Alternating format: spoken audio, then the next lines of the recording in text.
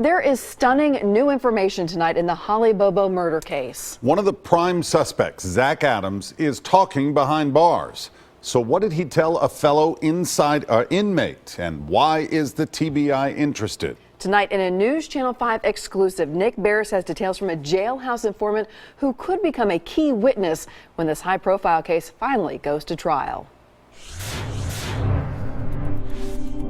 Is there a key new player in the Holly Bobo murder case? He's definitely going to be called as a witness, and he could be the star witness. Three men, Zach Adams, his brother Dylan, and Jason Autry, are charged with killing the nursing student 5 years ago. If convicted, they face the death penalty. This man could play a key role at trial. The defense is going to try to attack this guy's credibility all they can, but the state's going to probably want to use it. 39-year-old Benjamin Lee Hendricks is a convicted sex offender serving time in Williamson County. That very same jail is home to Zach Adams. News Channel 5 confirmed the two inmates did have access to each other. Hendricks talked with Adams, and now we know the TBI has talked with Hendricks. Loose lips sink ships, and a lot of times these individuals, while they're incarcerated, talk to other inmates about why they're there and the facts of their case. So what story did Adams tell? Hendricks sent this letter unsolicited to News Channel 5 outlining the very graphic conversations. He wrote that he spent months next to Zach Adams and that Adams told him the following disturbing information about what happened to Holly Bobo. Adams stated that about a few days before she died, Holly was at his house with his brother Dylan and Jason Autry. After this, Zach and Jason planned to kidnap and rob Holly for money to get drugs. Zach said when Holly didn't have much money, Jason got mad and started beating on Holly. The three sexually assaulted Holly before shooting her. Then they dumped her body by some woods close to Zach's house. That's really horrific. My heart goes out to the victim's family, whether that's true or not true. News Channel 5 legal analyst Nick Leonardo says Hendricks' credibility is an issue.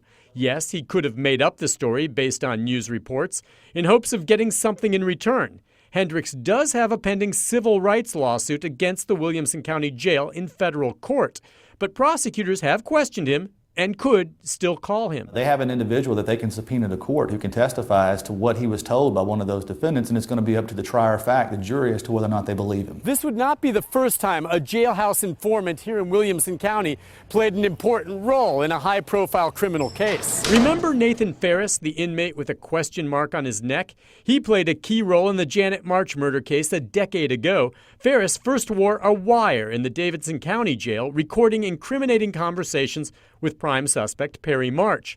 Ferris then moved to the Williamson County Jail. His testimony helped convict Perry March. Could Hendricks do the same with the Bobo suspects? Inmates will say anything.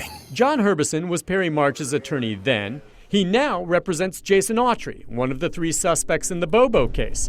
There are no tape recordings this time, and Herbison doubts Hendricks' truthfulness. It looks to me as if this fellow was well coached. How important a witness could this inmate be? You've got multiple defendants and everybody's, tight-lipped and not saying anything.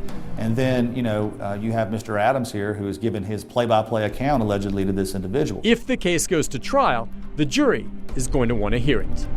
Nick Barris, News Channel 5. Zach Adams' attorney and the TBI declined to comment on Hendricks' possible involvement in this case.